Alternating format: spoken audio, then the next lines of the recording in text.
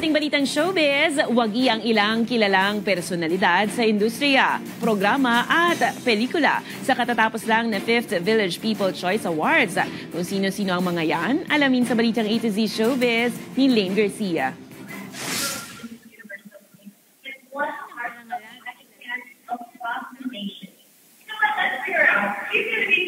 Pasig City, present dyan ng ilang celebrities gaya ni Marian Rivera, Alden Richard, Khaled Karen, at Vibery. Patid rin sa event ang P-pop group na BGYO. Maging ang mga content creators na humataw ngayon online, shining and shimmering din. Hinirang si box office queen Catherine Bernardo bilang headliner of the year, habang big winner naman ang kapamilya serye na Can't Buy Me Love na pinarangalan bilang TV series of the year. Kinilala naman si Marian Rivera bilang Best Actress para sa pelikulang Rewind. Itong recognition na ito, isang inspirasyon hindi lang ito sa akin, kundi para sa ating lahat na patuloy tayo gumawa ng mga magagandang pelikula, magandang content, kasi doon tayo sa magpapasaya sa iba, magpapasaya sa sarili natin, at higit sa lahat, para sa taas, maging inspirasyon tayo para sa ibang tao.